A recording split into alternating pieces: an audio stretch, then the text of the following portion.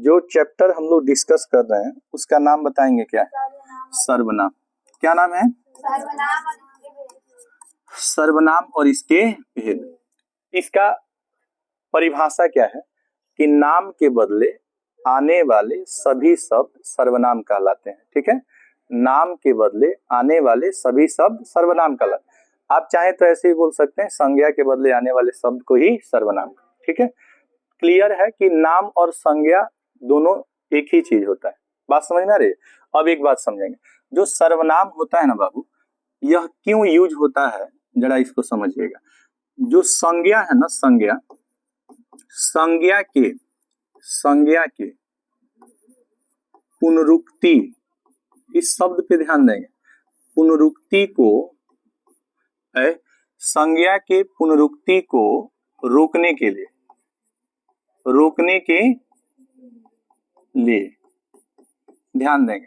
संज्ञा के पुनरुक्ति को रोकने के लिए, पुनरुक्ति जो शब्द है उसको अंग्रेजी में कहते हैं रिपीटेशन। क्या कहते हैं? रिपीटेशन। पुनरुक्ति शब्द को अंग्रेजी में क्या कहते हैं? रिपीटेशन। जब एक ही वाक्य में आप बार बार नाम का प्रयोग करते हैं ना, मतलब संज्ञा का प्रयोग करते हैं, तो वह आपका जो लेख है या कहानी है या निबंध है, समझ रहे हैं ना, वह देखने में अच्छा नहीं लगता है। जैसे मान लीजिए कि अगर आप गाय पे निबंध लिखते हैं और बार बार गाय गाय गाय गाय गाय गाय लिखते हैं, तो आपका जो निबंध है ना, वह देखने में अच्छा नहीं लगेगा।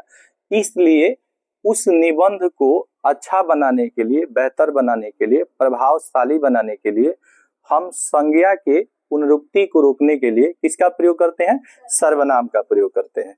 जैसे अगर कोई व्यक्ति है, जैसे मान लीजिए आपने महात्मा गांधी पर निबंध लिखना शुरू किया, तो बार बार अपने निबंध में अगर महात्मा गांधी लिखेंगे तो इससे निबंध की जो खूबसूरती है, उसका जो सौंदर्य है, समझ रहे हैं ना, सौंदर्य क्या हो जाएगा? नष्ट हो जाएगा।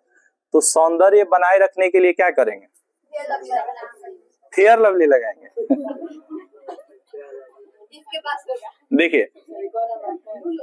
देखिए ये सही बात है कि अपना भी खूबसूरती बनाने के लिए थोड़ा बहुत क्रीम पाउडर पोंछना पड़ता है कि नहीं? ठीक उसी प्रकार से जैसे आपके जीवन में आपकी खूबसूरती जो है क्रीम पाउडर है, ठीक उसी प्रकार निबंध की खूबसूरती किससे है? सर्वनाम से।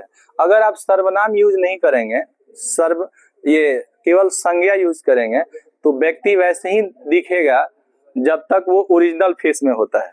बात समझ रहे हैं ना? हाँ, आधार कार्ड वाला फेस हो जाता है।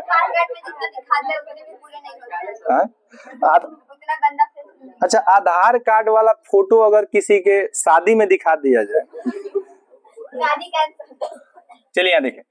अब अगर हम बात करें सर्वनाम क्या है बाबू, ध्यान देंगे। अगर हम सर्वनाम के भेद की बात करें, तो कितने भेद होते हैं जरा बताएंगे हमें? कितने भेद होते हैं? 6। सुनिए, अभी तक संख्या में 6 कोई वर्ड नहीं बना है, समझ रहा है ना? याद रखिएगा 6 होता है। 6 जब भी लिखते हैं तो 6 और इसके साथ विसर्ग दोनों लिखा जाता है। 6 लिखेंगे तो गलत हो जाएगा। 6 नहीं होता है और 6 नहीं होता है। बात समझ रहे हैं ना? 6 होता है, 6 में विसर्ग लिख देंगे, 6 हो जाएगा। तो देखिए, सुनिए, ध्यान दीजिएगा। तो संज्ञा के बदले आने वाले शब्द को क्या कहेंगे? अच्छा, सर्वनाम का प्रयोग क्यों किया जाता है? संज्ञा के पुनरुक्ति को रोकने के लिए और किसी कहानी और निबंध की खूबसूरती बढ़ाने के लिए किसका प्रयोग करते हैं? सर्वनाम। अब बताइए, सर्वनाम के अगर हम भेद की बात करें, ध्यान से देखेंगे कि सर्वनाम के अगर हम भेद की बात करें तो कितने भेद होते हैं बाबू? 6 भेद होते हैं। ध्यान देंगे। पहला जो भेद होता है 1 नंबर में, इसको हम लोग क्या कहेंगे? पुरुषवाचक सर्वनाम। क्या कहेंगे? पुरुषवाचक सर्वनाम। बाबू, दूसरा बताइए क्या होता है? दूसरा क्या होता है? पुरुषवाचक सर्वनाम के बाद निश्चयवाचक। निश्चयवाचक। अच्छा बताइए तीसरा क्या होता है? तीसरा होता है अनिश्चयवाचक। केवल अ लगा देंगे तो अनिश्चय हो जाएगा। देखिए अनिश्चयवाचक, अनिश्चयवाचक। अच्छा चौथा बता देंगे, चौथा है संबंधवाचक। संबंधवाचक, संबंधवाचक। अच्छा पांचवा बताइए, पांचवा है प्रश्नवाचक, प्रश्नवाचक। ध्यान देंगे प्रश्नवाचक। और छठा जो है ना बाबू, बात नहीं कीजिए, और छठा जो है ये है आपका निजवाचक। क्या है? निजवाचक। तो बताइए कितने तरह का सर्वनाम हो गया जी? 6। पहला हो गया पुरुषवाचक, दूसरा निश्चयवाचक, निश्चयवाचक, चौथा अनिश्चयवाचक, पांचवा चौथा संबंधवाचक, पांचवा प्रश्नवाचक और छठा निजवाचक। अब इसको ध्यान से समझेंगे, इसको ध्यान से समझना है किस सर्वनाम को किस कैटेगरी में हम लोग रखेंगे। क्वेश्चन कहेगा कि जैसे देखिए ध्यान देंगे, पुरुषवाचक सर्वनाम में 3 तरह का सर्वनाम आएगा। पुरुषवाचक सर्वनाम में कितने तरह का सर्वनाम? पहला उत्तम पुरुष, दूसरा मध्यम पुरुष और तीसरा अन्य पुरुष। तो इसको तो हम पहले यहाँ पे अलग अलग करके आपको बता दिए हैं, ध्यान से समझिएगा। यहाँ तो ऑलरेडी हम बता दिए कि उत्तम पुरुष में कौन कौन आएगा, मध्यम पुरुष में कौन कौन आएगा और अन्य पुरुष में कौन कौन आएगा। यहाँ से आप समझ लेंगे कि ये उत्तम पुरुष है, ये मध्यम पुरुष है, ये अन्य। इसको हम एक जगह लिख दे रहे हैं, किसमें? पुरुषवाचक सर्वनाम। तो पुरुषवाचक सर्वनाम में ध्यान से समझेंगे, पुरुषवाचक सर्वनाम की अगर हम बात करें तो पहला इसमें आ जाएगा मैं। क्या आ जाएगा? मैं। और दूसरा आ जाएगा हम लोग। क्या आ जाएगा? हम लोग। तीसरा आ जाएगा तुम। क्या आ जाएगा? तुम। और क्या आ जाएगा? आप। आप चाहें तो इसमें लोग भी लगा सकते हैं, तो क्या बन जाएगा? तुम लोग। और इसमें आप लोग। अच्छा इसके बाद आ जाएगा वह। क्या आ जाएगा? वह। और वह से बन जाएगा वे लोग। ऐसे सुनिए, वह से क्या बन जाएगा? वे लोग। ये जितना भी आप देख रहे हैं ये सब कहलाएगा कौन सर्वनाम? पुरुषवाचक सर्वनाम। अब देखिए मैं से ही बना है मेरा, मेरी, मेरे, तो ये भी कहलाएगा पुरुषवाचक सर्वनाम। हम लोगों से बना है, हम लोग से बना है हम लोगों का, हम लोगों की, हम लोगों के, ये भी कहलाएगा पुरुषवाचक सर्वनाम। तुम से बना है तुम्हारा, तुम्हारी, तुम्हारे। आप से बना है आपका, आपकी, आपके। और वह से बना है उसका, उसकी, उसके। अच्छा वह में एक चीज याद रखिएगा कि जो वह शब्द है ना, एक तो पुल्लिंग के लिए होगा और वह शब्द एक किसके लिए होगा? स्त्रीलिंग के लिए होगा। स्त्रीलिंग होगा ना। तो ये जो देख रहे हैं ना, ये जितने भी शब्द देख रहे हैं ये संज्ञा है कि सर्वनाम है? सर्वनाम है। अच्छा इस सर्वनाम को हम लोग कौन सा सर्वनाम कहेंगे? इसका परिभाषा बस यही है कि सबको बोल देंगे या कह देंगे पुरुषवाचक सर्वनाम कहलाता है। ठीक है, सबको बोल के कह देंगे पुरुषवाचक सर्वनाम कहलाता है। हालांकि आप ऐसे भी इसका परिभाषा बोल सकते हैं कि जिस शब्द का प्रयोग, ठीक है, किसी व्यक्ति या जानवर के लिए किया जाता है, जिस सर्वनाम का प्रयोग किसी व्यक्ति या जानवर के लिए, याद रखिएगा कोई जरूरी नहीं है कि वह का प्रयोग आप केवल पुरुष के लिए करेंगे, इसका प्रयोग आप जानवर के लिए भी कर सकते हैं। बात समझ रहे हैं कि नहीं? तो जानवर के लिए भी अगर आप इसका प्रयोग कर रहे हैं तो भी आपका ये क्या कहलाएगा? पुरुषवाचक सर्वनाम कहलाएगा। क्या कहलाएगा? पुरुषवाचक सर्वनाम कहलाएगा। अच्छा ध्यान देंगे, अगला जो शब्द है बाबू, अगला जो शब्द देख रहे हैं आप, अगले शब्द का नाम क्या है? निश्चयवाचक सर्वनाम। निश्चयवाचक सर्वनाम में एक निकटवर्ती होगा। क्या होगा? निकटवर्ती। ये क्या होता है? ध्यान से समझिए। निकटवर्ती माने जो पास को दर्शाए, यह और ये सब, ये निकटवर्ती होता है। यह का मतलब पास है, समझ रहे? ये माने क्या है? पास है। लेकिन एक होगा दूरवर्ती। दूरवर्ती होगा, दूरवर्ती या दूरस्थ। दूरस्थ है। आप लोग मैथ्स में पढ़े होंगे दूरस्थ के बारे में। तो दूरवर्ती या दूरस्थ माने जो दूर की चीजों को दर्शाए। यह का दूरवर्ती हो जाता है वह, और ये का वे, और ये सब का वे सब। इसमें सबसे महत्वपूर्ण बात क्या याद रखना है कि जब भी आप यह और वह का प्रयोग करेंगे, ध्यान से समझिएगा, जब भी आप यह का प्रयोग करेंगे और किसका प्रयोग करेंगे, वह का, और इसके साथ अगर कोई संज्ञा आया तो यह एक वचन में होगा। कौन संज्ञा होगा? एक वचन संज्ञा होगा। बात समझ रहे हैं ना? जब भी आप यह और वह का प्रयोग करेंगे तो ये क्या होगा?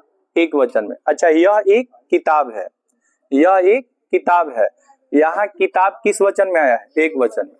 लेकिन अगर आपको ये दे दे, क्या दे दे बाबू? ये दे दे, या फिर क्या दे दे? वे दे दे, तो ये वे हो या ये सब वे सब हो, तब इसके साथ जो संज्ञा होगा वो किस वचन में होगा? बहुवचन में होगा, बहुवचन संज्ञा होगा। अब एक बात आप जानिए कि जो वचन होता है ना, इसका शाब्दिक अर्थ संख्या होता है। वचन का शाब्दिक अर्थ क्या होता है? संख्या। जैसे आप हिंदी में जब वचन पढ़ेंगे तो दो तरह का होता है, एक वचन और बहुवचन। लेकिन संस्कृत में वचन पढ़ेंगे तो तीन तरह का हो जाता है, एक वचन, द्विवचन और बहुवचन। एक वचन, द्विवचन और बहुवचन। बालक एक शब्द होता है जिसका एक लड़का, जिसका अर्थ एक लड़का होता है। बालक, बालकऊ, बालका, बालक, बालकऊ और बालका। बालक एक लड़का होता है, बालकऊ दो लड़के होता है, दो लड़के, और बालका जो होता है वो अनेक लड़के होते हैं। तो देखिए, इंग्लिश में वचन को नंबर कहते हैं, और यहाँ पे सिंगुलर नंबर और प्लूरल नंबर होता है। हिंदी में वचन जो होता है एक वचन और बहुवचन, और संस्कृत में एक वचन, द्विवचन और बहुवचन। क्वेश्चन पूछता है कि वचन, जैसे आप देखते हैं कभी कभी आदमी बोलता है कि मैंने उसे वचन दिया है, तो वचन का अर्थ वादा भी होता है, याद रखिएगा, मैंने उसे वचन दिया है। बात समझ रहे हैं ना? जैसे दशरथ जो थे वो केकई को क्या दिए थे? वचन दिए थे। वचन, दो वचन दिए थे ना। तो पहले वचन में था कि राम का 14 वर्ष का क्या होना चाहिए? वनवास होना चाहिए, और दूसरा भरत का राज अभिषेक होना चाहिए। तो वचन का अर्थ क्या होता है? वादा भी होता है। लेकिन व्याकरण में वचन का अर्थ होता है संख्या, जो एक को दर्शाएगा एक वचन कहलाएगा, जो एक से अधिक को दर्शाएगा बहुवचन कहलाएगा। क्या कहलाएगा? बहुवचन। अब यहाँ पे ध्यान देंगे, ये भी आपका जो शब्द देख रहे हैं ना, ये भी सर्वनाम है, ये भी सर्वनाम। आपसे अगर कोई कहे कि कुछ सर्वनाम क्या ना, कुछ ऐसे शब्द बताइए जो सर्वनाम है, तो क्या क्या हो जाएगा? मैं हो जाएगा, हम लोग हो जाएगा, तुम हो जाएगा, वह हो जाएगा, वे लोग हो जाएगा। और जब निश्चयवाचक में आएंगे तो क्या क्या हो जाएगा? यह हो जाएगा, वह हो जाएगा, ये और वे हो जाएगा। कोई दिक्कत इसमें? कोई दिक्कत नहीं है ना। अब अगला जो है वो है आपका अनिश्चयवाचक सर्वनाम। क्या है? अनिश्चयवाचक सर्वनाम। जैसे मान लीजिए, एक तो होता है कुछ, क्या होता है? कुछ, ठीक है, और एक होता है कोई, कोई और कुछ। अच्छा, कुछ का प्रयोग किया जाता है वस्तु के लिए, किसके लिए? वस्तु के लिए। कोई का प्रयोग किया जाता है व्यक्ति के लिए। ध्यान से समझेंगे, अगर आपसे कहा जाए कि चाय में कुछ गिर गया है, चाय में कुछ गिर गया है, तो यहाँ पे कुछ में बताइए, चाय में कोई व्यक्ति तो गिरेगा नहीं, चाय में कोई व्यक्ति गिर जाएगा? चाय व्यक्ति पर गिर सकता है, लेकिन चाय में व्यक्ति कैसे गिर जाएगा? हाँ, तो देखिए यहाँ पे ध्यान दीजिए, है बाबू कह रहा है ना, ध्यान दीजिएगा। कोई आया है, सुनिए, कोई आया है, लेकिन कौन आया है? क्या इसके बारे में पता है? तो कोई आया है, इसे अनिश्चित का बोध हो रहा है कि निश्चित का? तो कोई आया है, इसमें कोई कहलाएगा आपका अनिश्चयवाचक। अच्छा, चाय में कुछ गिर गया है, तो ये कहलाएगा अनिश्चयवाचक सर्वनाम। कुछ खा लो, कुछ खा लो, क्या खा लो पता नहीं है, तो कुछ कहलाएगा आपका क्या? अनिश्चयवाचक सर्वनाम। ये क्लियर है? कोई और कुछ क्या है? कोई और कुछ क्या है? अनिश्चय। अच्छा, कोई का प्रयोग किसके लिए? कोई तुम्हें बुला रहा है, कौन? कौन सा सर्वनाम? अनिश्चय। अच्छा, कोई आ रहा है, अनिश्चय, मतलब उसको आप नहीं जानते हैं तभी तो कोई कह रहे हैं। अदरवाइज अगर आप कह रहे हैं राम आ रहा है या तुम्हारा भाई आ रहा है तो ये तो निश्चित हो गया, लेकिन कोई आ रहा है जिसके बारे में आपको पता नहीं है तो कौन सा सर्वनाम हो जाएगा?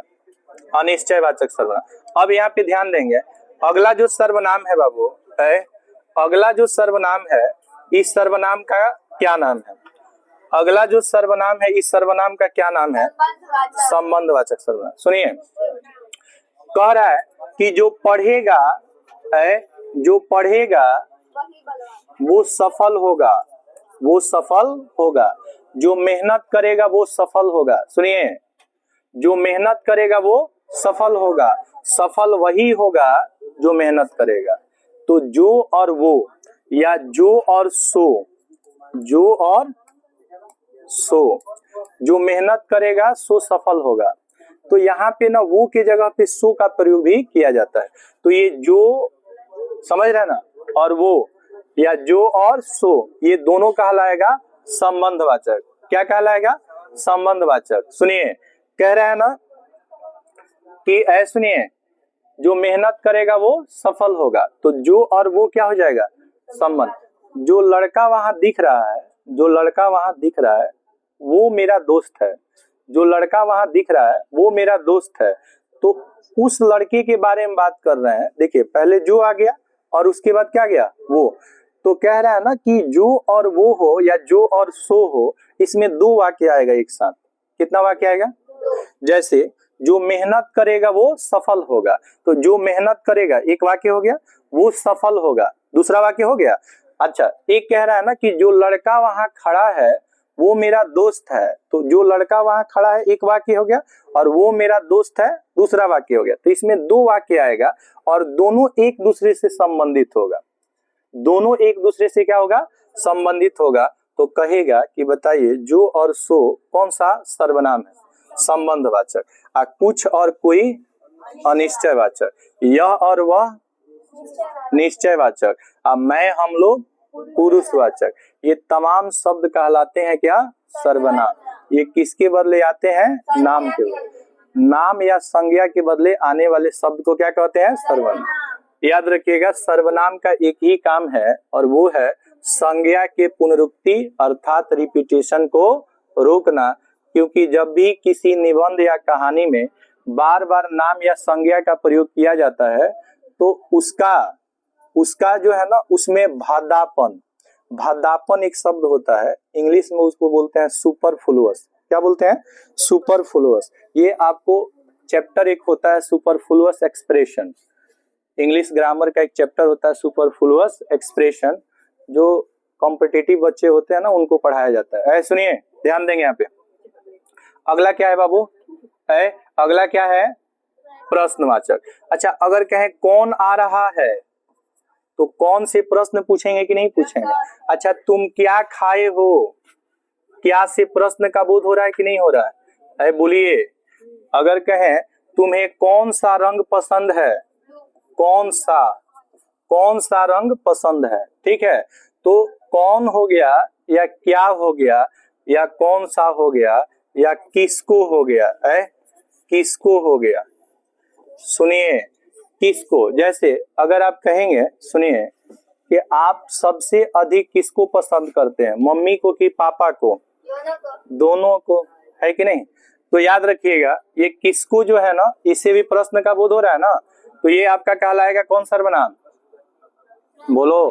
प्रश्नवाचक सर्वनाम। क्या कहलाएगा? प्रश्नवाचक। अब आपका बच रहा है क्या? निजवाचक सर्वनाम। है बाबू, निजवाचक सर्वनाम। ध्यान से समझेंगे, निजवाचक सर्वनाम में कौन कौन से सर्वनाम होते हैं? निजवाचक सर्वनाम में कौन कौन से सर्वनाम होते हैं? पहले होगा अपने आप, है अपने आप। अच्छा, दूसरा होगा स्वयं, और तीसरा होगा खुद। अपने आप स्वयं और खुद।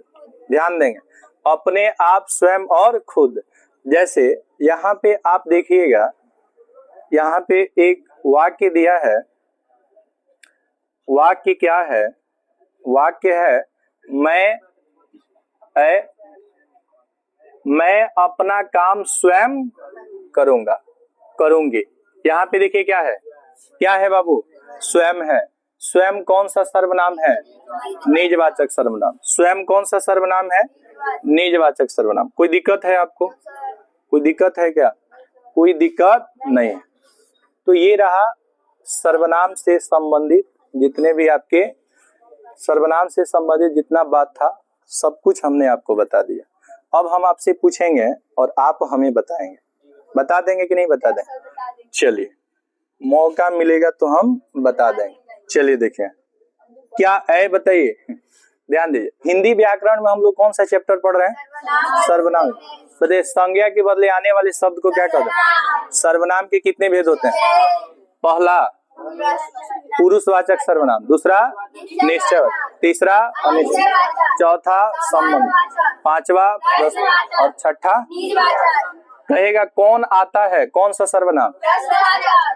कह रहे यह मेरा छोटा भाई आकाश है, निश्चयवाचक। कौन आ रहा है, प्रश्नवाचक। इसके बाद कह रहा है कि कुछ खा लो, बताइए भारत का राष्ट्रपति कौन, प्रश्नवाचक। संज्ञा के बदले आने वाले शब्द को सर्वनाम। सर्वनाम के कितने भेद, बताइए। बच्चों वाली बात हो गई कि नहीं आ गई? मैं अपना काम स्वयं करूंगा, स्वयं क्या है, बताइए हम होंगे कामयाब, हम क्या। पुरुषवाचक सर्वनाम के कितने उपभेद होते, 3। कोई दिक्कत? चलिए नेक्स्ट क्लास में आगे देखेंगे, इसको नोट कर लेंगे आप लोग। बाबू सेव करो।